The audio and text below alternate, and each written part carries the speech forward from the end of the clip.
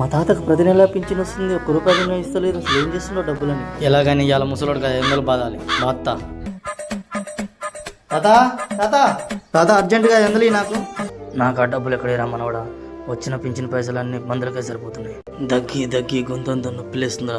పానం అస్సలు బాగుండట్లేదు, మందులు తెచ్చుకోవాలి. సర్లే పోతున్నలే. అరే ముసలోడు పాపం మందులు తెచ్చుకుంటాడు, మనమనే తెచ్చిద్దాం. అరే ఈ మ్యూజిక్ ఎక్కడ వస్తుంది?